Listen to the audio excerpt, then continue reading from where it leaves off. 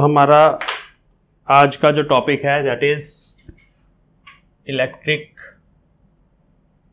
Dipole in a uniform electric field. तो इसके ऊपर बहुत सारे डिफरेंट टाइप्स ऑफ क्वेश्चंस बनते हैं। क्या क्या इसमें स्टडी करना है? सबसे पहले हमें देखना है कि टॉर्क लगता है डाइपोल के ऊपर जब हम उसको एक यूनिफॉर्म फील्ड में रखते हैं, थोड़ी इंक्लाइंड स्टेट में। जैसे मान लो ये हमारी इलेक्ट्रिक फील्ड की डायरेक्शन है, मैं रिजल्ट पहले ही बता रहा हूँ, एक्सप्रेशन हमें निकालना है। ये डाइपोल है, डाइपोल का नेगेटिव और पॉजिटिव चार्ज बराबर होता है एक दूसरे के, और इसकी लेंथ हमने 2L माननी है शुरू से ही। अब इसकी डाइपोल मोमेंट पहले बनानी है नेगेटिव टू पॉजिटिव चार्ज। अब जब आपने डाइपोल को इस ओरिएंटेशन में रखा तो इसका मतलब है कि there is some angle between the direction of electric field. Electric field हमारी उधर लगी हुई है और डाइपोल मोमेंट इधर है, तो there is some angle between electric field and dipole moment theta. Dipole moment किधर होती है? Negative to positive charge. Electric field हमारी इधर लगी हुई है, तो जब आप डाइपोल को किसी एंगल थीटा पे ऐसे रखोगे इलेक्ट्रिक फील्ड के अंदर, तो क्या होता है? उस पर टॉर्क लगता है। टॉर्क लगने का मतलब वैसे घूम जाता है टॉर्क। ठीक है, कैसे लगता है टॉर्क वही समझना है और इसका एक्सप्रेशन सबसे पहले ड्राइव करना है, फिर हम इसकी पोटेंशियल एनर्जी भी ड्राइव करेंगे। In this state potential energy क्या है, तो कैसे लगता है टॉर्क। देखो ये हमारा चार्ज Q है, पॉजिटिव चार्ज है। पॉजिटिव चार्ज पे इधर फोर्स लगेगी F और उसका फॉर्मूला होगा Q टाइम्स E। फोर्स का फॉर्मूला Q टाइम्स E होता है, सीधी सीधी बात है। चार्ज को इलेक्ट्रिक फील्ड से मल्टीप्लाई कर दो। ये नेगेटिव चार्ज है, negative charge opposite to electric field जाता है, तो उस पर फोर्स ऑपोजिट डायरेक्शन में लगेगी F माइनस QE। ठीक है, so there are two equal and opposite forces. ये मिड पॉइंट है डाइपोल का, तो इन दोनों फोर्सेस के बीच में अगर मैं यहां से एक ऐसे परपेंडिकुलर ड्रॉ करूं, ये परपेंडिकुलर, ये है इस फोर्स की लाइन ऑफ एक्शन। ये फोर्स इधर लग रही है, ये उधर लग रही है, इसको लाइन ऑफ एक्शन बोलते हैं। जैसे हमारे पास मान लो ये एक ब्लॉक पड़ा हुआ है, एक फोर्स मैंने यहां लगाई, एक यहां पर लगाई, तो ये पूरी line of action F1 force की है और ये पूरी line of action F2 force की है। तो इन दोनों लाइन ऑफ एक्शंस में कुछ परपेंडिकुलर डिस्टेंस अगर हो तो ऑपोजिट फोर्सेस के कारण बॉडी घूम जाती है। ये परपेंडिकुलर डिस्टेंस है किस केस में? F1 और F2 के लाइन ऑफ एक्शन में। सिमिलरली यहां पर ये वाला परपेंडिकुलर डिस्टेंस है F और F में, F1 और F2 में। इसको जस्ट फाइंड कर लेंगे और टॉर्क निकल आएगा। तो सबसे पहला टॉपिक हमारा है, हेडिंग लिख लो, torque on the dipole in, अभी हम यूनिफॉर्म फील्ड की बात कर रहे हैं, फिर नॉन यूनिफॉर्म की बात करेंगे, इन यूनिफॉर्म इलेक्ट्रिक फील्ड। इसका एक्सप्रेशन लिखना है, बहुत सिंपल है। हेडिंग लिख लो,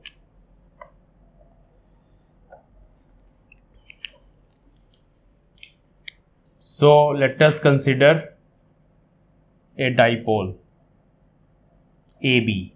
डाइपोल का नाम हम AB बोल देते हैं, AB placed in a uniform electric field with its dipole moment P vector। ये हमारा P vector है, इधर बना देंगे P vector having angle theta with the direction of electric field। तो ये बड़ा इंपॉर्टेंट है कि थीटा क्या है। थीटा P और E के बीच में जो एंगल है वो है हमारा। Now the plus Q charge will experience a force F1 is equal to QE along right side towards right, and minus Q charge will experience a force F2 is equal to minus QE along left side. So there are two opposite forces, two equal and opposite forces। ठीक है, F1 and F2 having perpendicular distance BC, यहाँ C लगा दो point, तो this is the perpendicular distance, so therefore they constituent A torque, they constitute A torque. So torque का formula क्या होता है, +1 में हमने पढ़ा हुआ है, टॉर्क होता है फोर्स इनटू परपेंडिकुलर डिस्टेंस। दोनों में से एक भी फोर्स ले लो, आइदर फोर्स, सिर्फ मैग्नीट्यूड लिखना है यहां पे, डायरेक्शन बाद में बताऊंगा, either force multiplied by perpendicular distance between two forces. ये है, बस इतना सा ही फॉर्मूला है इसका।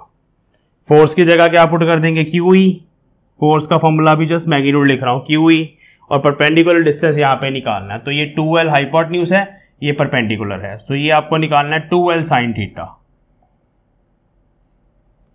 तो यहां पर ये हो जाएगा परपेंडिकुलर डिस्टेंस इज BC, पहले ऐसे ब्रैकेट में लिख लो, और BC है हमारे पास 2L sin थीटा। इसका रीजन लिख देते हैं, देखो ये भी एंगल थीटा बनेगा, ध्यान दो, ये भी एंगल थीटा है, ये भी थीटा बनेगा, ये राइट एंगल ट्रायंगल है, ये परपेंडिकुलर है BC, so perpendicular by hypotenuse sin theta. BC निकालना है, AB sin थीटा, AB हमारा 2L है, सो BC is 2L sin theta, मैंने डायरेक्टली पुट कर दिया। सो ये हमारे पास टॉर्क का फॉर्मूला है। इसको थोड़ा और अच्छे से लिख सकते हैं, Q इंटू 2L को P पुट कर दो, PE sin थीटा, तो ये टॉर्क का मैग्नीट्यूड आया।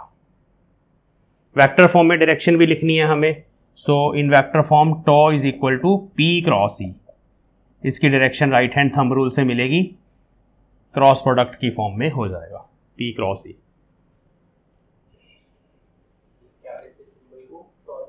टॉ ग्रीक सिंबल है, इसको टॉ बोलते हैं, यहां तक नोट कर लो।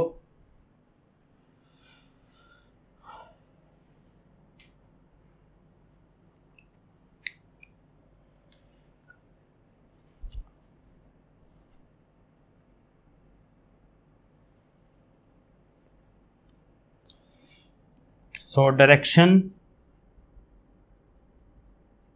ऑफ टॉ वेक्टर, ये कैसे पता चलती है, राइट हैंड थंब रूल, ध्यान से समझेंगे राइट हैंड थंब रूल कैसे लगाना है। देखो P क्रॉस E का मतलब है अपनी राइट हैंड की जो फिंगर्स हैं उनको P वेक्टर की तरफ अलाइन करो, P वेक्टर ऐसे नेगेटिव टू पॉजिटिव उधर अलाइन कर दो, और E उधर है उधर घुमा दो E की तरफ, P क्रॉस E, थंब अंदर चला गया। सो इस केस में टॉर्क इनवर्ड है, सो इस केस में डायरेक्शन इनवर्ड आएगी टॉर्क की। जब भी कोई चीज ऐसे क्लॉकवाइज घूमती है उसका टॉर्क इनवर्ड होता है, जब भी कोई चीज एंटी क्लॉकवाइज घूमती है उसका टॉर्क आउटवर्ड होता है। तो क्लॉकवाइज के लिए इनवर्ड, अगर डाइपोल क्लॉकवाइज घूमता हुआ नजर आएगा, ऐसे घूमता हुआ नजर आएगा, ठीक है, पॉजिटिव उधर जा रहा है नेगेटिव इधर आ रहा है, तो ऐसे घूमता हुआ नजर आएगा, तो उसके लिए इनवर्ड आंसर आएगा, right hand thumb rule. Direction ऐसे पता चलती है, बस इतना सा ही है। अब इसके कुछ स्पेशल केसेस हैं, यहां तक नोट कर लो। फिर जीरो टॉर्क कब लगेगा, when theta is 0 degree, sine theta 0 कब होता है, व्हेन थीटा इज 0, मतलब अगर डाइपोल पहले से ही ऐसे पड़ा हो along the direction of electric field तो कोई टॉर्क नहीं लगेगा, सीधी सीधी बात है। उस केस में दो इक्वल एंड ऑपोजिट फोर्सेस तो लगेंगी, बट परपेंडिकुलर डिस्टेंस कोई नहीं होगा, 0 हो जाएगा, तो उस केस में टॉर्क 0 लगेगा। वो स्पेशल केसेस है, वो मैं लिख देता हूं। इसमें न्यूमेरिकल भी आ जाता है, ये फॉर्मूला डायरेक्टली न्यूमेरिकल में काम आता है। चलिए, तो इसके अब स्पेशल केसेस हैं। Number 1, if angle theta is 0 degree, ये सिचुएशन बनेगी, डाइपोल पहले से ही ऐसे पड़ा होगा, अब P वेक्टर भी हमारा उधर है, E वेक्टर भी उधर है। अब फोर्सेस लगेंगी, इस ऐसा नहीं है फोर्स नहीं लगेगी, इस पे लगेगी इधर QE और इस पे लगेगी इस डायरेक्शन में minus QE, but they are equal and opposite, they will get cancelled, कुछ भी नहीं होगा, डाइपोल स्टेशनरी रहेगा। थीटा 0 के कॉरस्पॉन्डिंग साइन 0 डिग्री 0 ही होता है, देयरफॉर टॉर्क विल बी 0। अब इस स्टेट को बोला जाता है stable equilibrium. Stable equilibrium, equilibrium का मतलब होता है रेस्ट, बट ये हमेशा स्टेबल रहेगा, इसको डिस्टर्ब करोगे वापस ऐसे ही हो जाएगा। स्टेबल इक्विलिब्रियम थीटा 0 के कॉरस्पॉन्डिंग, पहला केस। सेकंड केस, अगर थीटा एंगल दोनों में पी वेक्टर में और ई वेक्टर में 180 डिग्री है, तब भी टॉर्क 0 लगेगा, क्योंकि साइन 180 भी 0 होता है, तो उस केस में भी टॉर्क 0 लगेगा। सिचुएशन ये बनेगी। अब नेगेटिव चार्ज उधर पड़ा होगा, डाइपोल मोमेंट इधर बन जाएगी, ई वेक्टर उधर, तो ये 180 डिग्री का एंगल की सिचुएशन है। बट इस केस में अगर आप इस डाइपोल को ना डिस्टर्ब करोगे, इधर ध्यान दो, अगर हम डाइपोल को ऐसे थोड़ा सा भी घुमा दें, थोड़ा सा ऐसे कर दूं मैं, पॉजिटिव थोड़ा यहाँ ले आऊँ, नेगेटिव यहाँ ले आऊँ, तो घूम जाएगा, स्टेबल में चला जाएगा, पॉजिटिव उधर भाग जाएगा, नेगेटिव इधर भाग आएगा। तो इसलिए ये वाला इक्विलिब्रियम होता है अनस्टेबल। ये एंगल्स याद रखने हैं। अनस्टेबल इक्विलिब्रियम में एंगल 180 डिग्री रहता है, स्टेबल में एंगल हमारे पास 0 डिग्री रहता है, याद रखना। थर्ड केस है हमारा 90 डिग्री वाला, उसमें टॉर्क मैक्सिमम लगता है। थर्ड केस है मैक्सिमम टॉर्क का।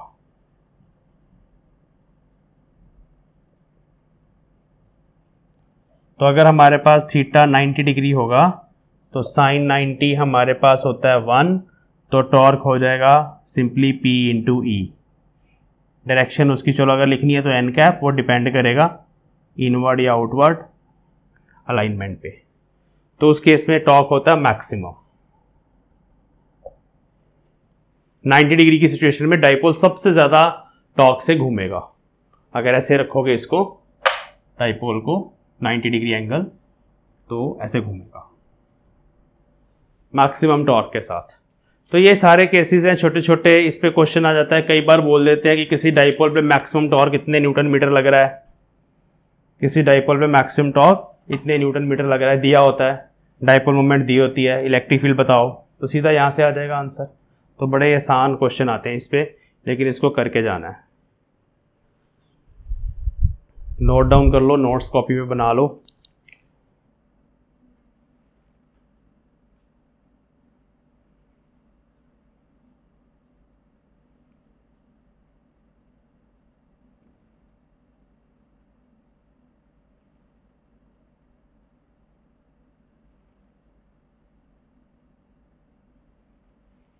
हाँ जी बच्चों, इसके बाद हमें देखना है कि अगर डाइपोल को नॉन यूनिफॉर्म इलेक्ट्रिक फील्ड में रखें तो क्या होगा। उस केस में दो चीजें होंगी, टॉर्क भी लगेगा, नेट फोर्स भी लगेगी। कैसी सिचुएशन होती है वो, let us make a diagram.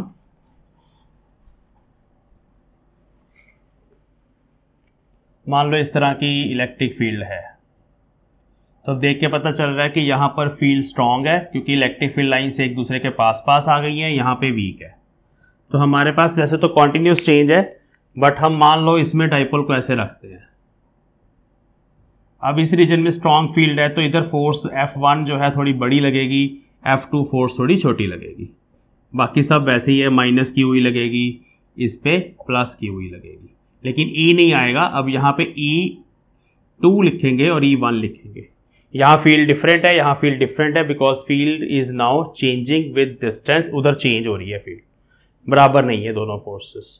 तो इस केस में हो सकता है रोटेशनल इफेक्ट ना प्रोड्यूस हो, कुछ इस तरह से फंबल सा करे ये डाइपोल, ऐसे भी हो सकता है। अगर इस केस में डाइपोल पहले से ही ऐसे पड़ा हो, मान लो इधर हमारे पास प्लस है, इधर माइनस है, ऐसे, सो इस केस में ये फोर्स बड़ी लगेगी F1 और ये फोर्स छोटी लगेगी F2। सो नेट फोर्स लगेगी डाइपोल के ऊपर which is F2 minus F1। उधर बड़ी है, इधर छोटी है, इसमें Q कॉमन आ जाएगा और ब्रैकेट में E2 minus E1। So when dipole is placed, एक नोट ही लिख लो चाहे आप इसके नीचे, when dipole is placed in a non uniform field, E vector R, E is the function of R, X, Y, Z, कुछ भी हो सकता है। Then the torque acting on the dipole is P cross E R. So R पे depend करेगा। इसके साथ साथ there is the net force acting on dipole is not zero. इस केस में जीरो नहीं है, पिछले केस में जीरो थी, याद रखना। In this case F net मैंने वो लिख दिया, बस यहाँ पे लिख लो सिंपली। वो वैल्यूज चाहिए होंगी, उस फॉर्मूले को यूज करके आप कर सकते हो। वैसे और भी एक तरीका है डिफरेंशिएट करके, लेकिन वो फिर कंपटीशन में करवाया जाता है, वो नहीं मैं करवा रहा। सिंपली इतना याद रखेंगे, इसमें नेट फोर्स जो है वो लगेगी विच इज बड़ी वाली फोर्स माइनस छोटी वाली फोर्स। तो डाइपोल के ऊपर फोर्स लग रही है, टॉर्क भी लग रहा है when it is placed in A electric field. इसके बाद अभी देखते हैं कि भाई पोटेंशियल एनर्जी स्टोर्ड कैसे निकालना है। डाइपोल के ऊपर पोटेंशियल एनर्जी भी स्टोर रहती है इस पूरे सिस्टम की, वो निकालते हैं अभी।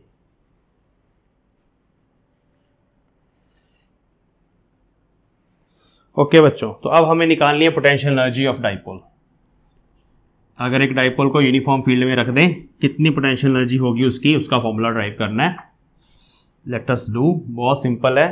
पोटेंशियल एनर्जी वर्क डन के बराबर होती है एक्सटर्नल वर्क के बराबर, वही कॉन्सेप्ट लगेगा। So write down potential energy of a dipole in uniform electric field. बहुत आसान है, सिंपल है। तो ये हमारी सिचुएशन है। This is a uniform electric field. मान लो डाइपोल पहले ऐसे पड़ा हुआ है स्टेबल इक्विलिब्रियम में, डाइपोल मोमेंट इसकी उस साइड पे चली गई, थीटा 0 डिग्री है। हमने इसको ऐसे पकड़ना है, पकड़ के ऐसे घुमाना है थोड़ा सा। तो जब मैं इसको ऐसे ऑपोजिट डायरेक्शन में घुमाऊंगा, मुझे एक्सटर्नल वर्क करना पड़ेगा, क्योंकि पॉजिटिव चार्ज पे तो इधर की तरफ फोर्स लग रही है, मैं ऑपोजिट लेके जा रहा हूँ उसको। नेगेटिव पे इधर फोर्स लग रही है, मैं उसको नीचे लेके जा रहा हूँ। I need to do some work. तो लेट अस कंसीडर कि हमने इसको बहुत छोटे से एंगल से घुमाया, स्मॉल एंगल डी थीटा से घुमाया ऐसे उस डायरेक्शन में। तो ये रोटेट करने में मुझे कितना वर्क करना पड़ेगा, let us write. So consider a dipole placed at some angle theta with electric field and rotated by small angle d theta by external force, by external torque जो opposite direction में हमने लगाया। So if theta is angle between P vector and E vector, तो पहले torque लिखना पड़ेगा, कितना torque लगेगा, PE sin थीटा। ये सिचुएशन ये वाली है कि अगर हमारे पास डाइपोल ऐसे किसी एंगल थीटा पे पड़ा हुआ है लाइक दिस, तो इतना टॉर्क तो ऑलरेडी लग रहा है, उसको उधर लेके जा रही है इलेक्ट्रिक फील्ड, इतना टॉर्क अभी इस टाइम पे लग रहा है। उसके बाद हमने छोटे से एंगल डी थीटा से और घुमाया इसको, प्लस इधर माइनस इधर, तो the small work to rotate it, इसमें ना वर्क का फॉर्मूला क्या होता है, रोटेशनल टॉ डी थीटा। रोटेशनल वर्क का फॉर्मूला होता है टॉ डी थीटा। जैसे फोर्स इनटू डिस्प्लेसमेंट होता है हमारे पास लीनियर वर्क, मतलब जब ऑब्जेक्ट लीनियर मोशन में होते हैं तो एफ डी एस लिखते हैं, यहाँ हम लिखते हैं टॉ डी थीटा। ये टॉर्क भी एक्सटर्नल टॉर्क है, उतना ही लगाना है मुझे जितना इलेक्ट्रिक फील्ड लगा रही है। यहाँ पे electric field tau is equal to P E sine theta लगा रही है, मुझे उसको ओवरकम करने के लिए अपोजिट डायरेक्शन में उतना ही लगाना है। तो टॉ की वैल्यू यहाँ पे P E sine theta put कर देनी है D theta. This is small work. Total work W is integration of dW from any angle, initial angle to final angle। ऐसे theta i to theta f लिख सकते हैं। कोई भी एक एंगल इनिशियल बना हुआ है, चाहे इनिशियल जीरो हो, जैसे मैंने यहाँ जीरो माना था इनिशियल एंगल, जीरो से 30 डिग्री तक घुमाना है तो यहाँ जीरो लिख देंगे, ऊपर 30 डिग्री ले जाएंगे। किसी 30 से 60 तक घुमाना है तो 30 लिख देंगे, 60 लिख देंगे। तो कोई भी हो सकता है, थीटा i जीरो भी हो सकता है, यहाँ पे जीरो था, यहाँ कुछ मैंने और मान लिया। चलो तो इसको जस्ट अब पुट कर दो, तो P और E दोनों इंटीग्रेशन से बाहर आ जाने हैं, कॉन्स्टेंट्स है। इंटीग्रेशन के अंदर रहेगा sine theta D theta theta i to theta f।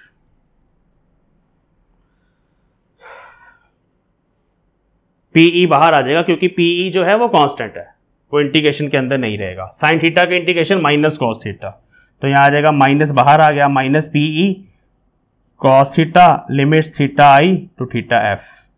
Limits put कर देंगे, थीटा एफ पहले आएगा, थीटा आई बाद में आएगा, तो माइनस भी अंदर चला जाएगा, तो आंसर आ जाएगा P E cos theta I minus cos theta F. वो माइनस साइन अंदर जाके ये आंसर आएगा।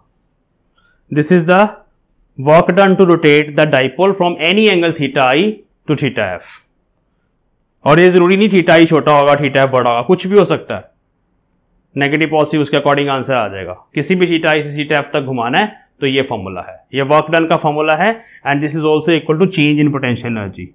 सो this W is also equal to delta U is equal to W। Formula दोबारा से लिख रहा हूं, PE cos theta I minus cos theta F. तो ये अच्छे से फॉर्मूला नोट कर लो। डेल्टा U का भी यही फॉर्मूला है, when you rotate a dipole in uniform electric field from any angle theta I to theta F. इस पे न्यूमेरिकल करेंगे अभी, यहां तक नोट डाउन करो, फिर इसका भी स्पेशल केस कराएंगे। चेंज इन पोटेंशियल एनर्जी आया ये।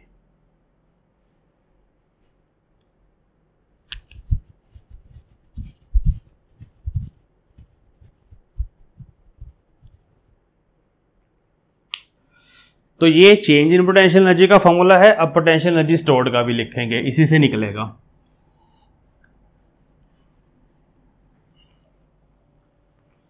सो if initially dipole is at angle 90 degree, initially अगर 90 डिग्री मान लें, तो थीटा आई को 90 डिग्री अगर बोल दें, एंड फाइनली थीटा एफ जो है वो कोई भी एंगल थीटा जनरली मान लें, इस फॉर्मूले में पुट कर दें, तो we get delta U. Delta U वैसे u2 माइनस u1 भी होता है, तो ये हमारे पास हो जाएगा पी ई कॉस थीटा आई की जगह 90 degree minus cos theta, just values put करिए। थीटा आई की जगह 90 डिग्री, कॉस 90 जीरो होता है, हमारे पास आ जाएगा minus P E cos theta. और ये डेल्टा U जो है ये U बन जाएगा, क्योंकि U1 0 है। यहाँ पर ना हमारे पास इनिशियली U1 0 होगा, 90 डिग्री पे U1 0 होता है। 90 डिग्री पे डाइपोल ऐसे पड़ा हुआ है, देखो पोटेंशियल एनर्जी स्टोर्ड 0 होती है। क्यों? क्योंकि मैक्सिमम टॉर्क लग रहा होता है। इस केस में डाइपोल मोशन में होता है, हमेशा रुक नहीं सकता। Potential energy is due to the position of a body, तो वहाँ रुक ही नहीं सकता डाइपोल। अगर आप डाइपोल को ऐसे रखोगे इनिशियली 90 डिग्री पे, तो रखते ही जैसे ही छोड़ोगे घूम जाएगा, मैक्सिमम टॉर्क लग रहा है वहां पे। तो इस सिचुएशन में इनिशियल पोटेंशियल एनर्जी U1 0 होती है, बिकॉज थीटा जो इनिशियल एंगल माना वो 90 डिग्री माना। तो ये फॉर्मूला है सीधा हमारे पास। अगर आपको किसी भी एंगल पे, अब इसमें एक ही एंगल आ रहा है थीटा, पोटेंशियल एनर्जी स्टोर्ड निकालना है, तो ये फॉर्मूला लगेगा। अगर मैं बोलूँ मैंने डाइपोल को 30 डिग्री पे रखा, बताओ कितनी एनर्जी स्टोर्ड है, तो आप बोलोगे माइनस पी कॉस 30। कॉस 30 का आंसर। अगर मैंने बोला डाइपोल को 90 पे रखा, कितनी एनर्जी स्टोर्ड है, यहाँ पे 90 पुट कर दो, 0।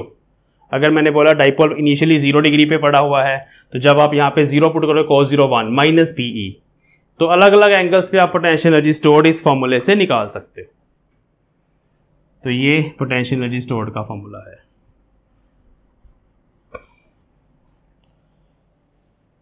इसको एक और तरीके से लिखा जाता है, it is a scalar quantity, लेकिन इसको minus P dot E vector form में लिखा जाए, क्योंकि डॉट प्रोडक्ट बन रहा है यहाँ पे, कॉस थीटा आ रहा है। अब इसके भी हम डिफरेंट स्पेशल केसेस करेंगे। If theta is equal to 0 degree, वो था हमारा स्टेबल इक्विलिब्रियम। स्टेबल इक्विलिब्रियम में potential energy theta 0 corresponding cos 0 1, तो आंसर इज माइनस पीई। उस केस में पोटेंशियल एनर्जी मिनिमम होती है, minus PE is minimum value. तो स्टेबल इक्विलिब्रियम में पोटेंशियल एनर्जी मिनिमम होती है। स्टेबल इक्विलिब्रियम का डायग्राम फिर से बना देते हैं, वैसे आपको पता होना चाहिए स्टेबल इक्विलिब्रियम का डायग्राम। थीटा 0 बनाना है, तो नेगेटिव इधर बनेगा, पॉजिटिव इधर बनेगा, डाइपोल मोमेंट इलेक्ट्रिक फील्ड के अलॉन्ग ही रहेगी, दोनों उधर है हमारे पास। तो ये पहला case, theta 0 stable equilibrium, potential energy is minimum. दूसरा, थीटा अगर 180 डिग्री हो, अभी बताया था वो अनस्टेबल इक्विलिब्रियम होता है। अब उसमें cos 180 माइनस 1 होता है, वो आपको पता है। तो इस केस में u आ जाएगा प्लस पीई। ये मैक्सिमम पोटेंशियल एनर्जी स्टोर्ड होती है, plus PE. Minus PE is minimum plus PE is maximum. 90 पे 0, वो आपको पहले ही बता दिया, अगर थीटा हमारा 90 डिग्री है तो u 0। उसमें सारी की सारी एनर्जी डाइपोल की किनेटिक एनर्जी ही होती है, वो घूम रहा होता है उस टाइम पे, तो पोटेंशियल 0 सिर्फ किनेटिक होती है।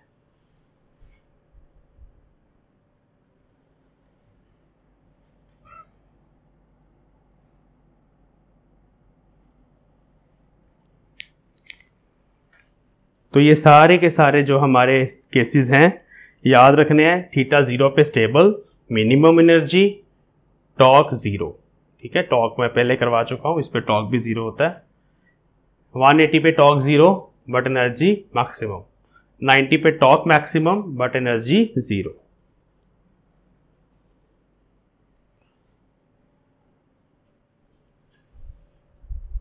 चलो अब एक एग्जांपल करेंगे, इसके ऊपर इस तरह के छोटे छोटे क्वेश्चन पूछे जाते हैं।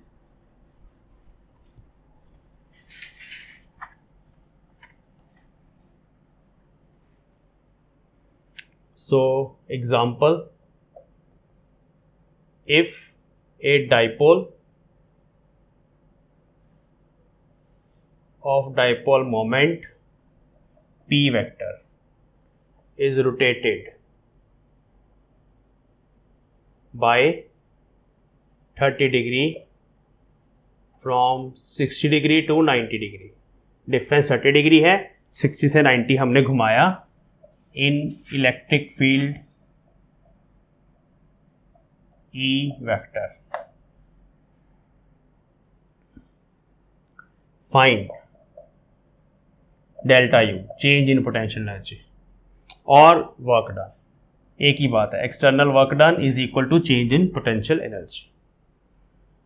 हाँ जी, तो अभी फॉर्मूला बताया था, P into E into cos theta I minus cos theta F. इस फॉर्मूले में इनिशियल एंगल पहले आता है, फाइनल बाद में आता है।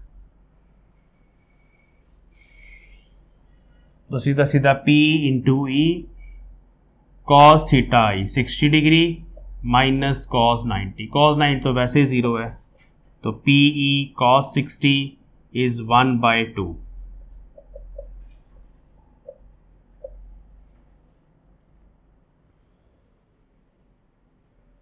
तो this is external work which is positive, positive आया आंसर हमारा। 60 डिग्री पे डाइपोल ऐसे पड़ा था इलेक्ट्रिक फील्ड के अलोंग, ये हमारी इलेक्ट्रिक फील्ड है, ये हमारा डाइपोल है। इनिशियली वो पड़ा था 60 डिग्री पे, हमने घुमा के उसको 90 पे ले गए। तो ऐसा जब हम करेंगे हमें एक्सटर्नल वर्क करना पड़ेगा, 30 डिग्री का डिफरेंस है, हमें एक्सटर्नल वर्क करना पड़ेगा, वो एक्सटर्नल वर्क PE/2 आया। यूनिट्स जाउल आएंगे, इसके एनर्जी के भी जाउल होते हैं, वर्क के भी जाउल होते हैं, और P और E यहां पुट किया जा सकता है। Next example, find work done to rotate a dipole from unstable equilibrium to stable equilibrium। अब एंगल नहीं दिए हुए, उसमें ये भी पूछ लिया कि बच्चों को पता हो कि इक्विलिब्रियम कितने एंगल पे होते हैं। अनस्टेबल से स्टेबल में घुमाना है, तो मैंने बताया पहले ही, अनस्टेबल इक्विलिब्रियम का मतलब थीटा आई 180 डिग्री और स्टेबल का मतलब थीटा एफ 0 डिग्री। इस फॉर्मूले में पुट कर दो।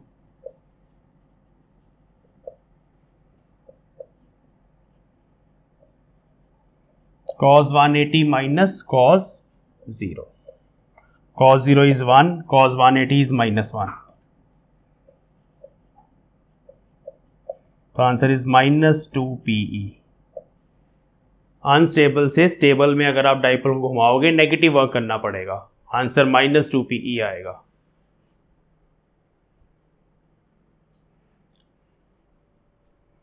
अगर उल्टा लिखा होता स्टेबल से अनस्टेबल में घुमाओ तो आंसर +2PE आ जाता।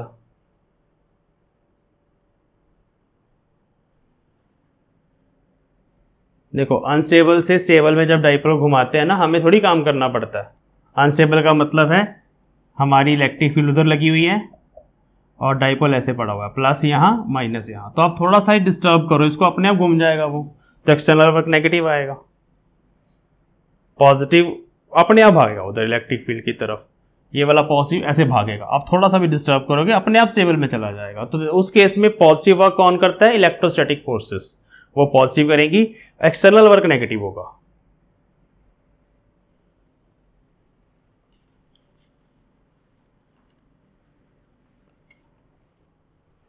अगर यहां पे पूछा होता find the work done by electrostatic force, यहां लिख लो work done by electrostatic force या इंटरनल वर्क, और इंटरनल वर्क वो हमेशा होता है नेगेटिव ऑफ एक्सटर्नल वर्क। तो जो हमने डब्ल्यू एक्सटर्नल निकाला उसको माइनस से मल्टीप्लाई करेंगे तो सीधा 2PE आंसर आएगा। इलेक्ट्रोस्टैटिक फोर्स ने पॉजिटिव वर्क किया, यहाँ पे इस केस में एक्सटर्नल वर्क नेगेटिव है, ये इसके नीचे ही लिख लो। तो यहीं पे हमारा आज का ये टॉपिक फिनिश करेंगे हम। नेक्स्ट लास्ट टॉपिक है equipotential surfaces, behaviour of a conductor in electrostatic field.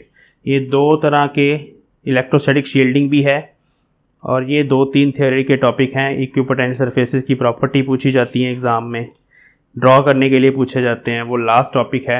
एक शेल का पोटेंशियल भी है, वो लेकिन CBSE में ऐसे मेंशन नहीं है, बट कभी कभी क्वेश्चन आ जाता है। तो शेल का पोटेंशियल पहले करेंगे, फिर इक्विपोटेंशियल सरफेसेस करेंगे नेक्स्ट क्लास में।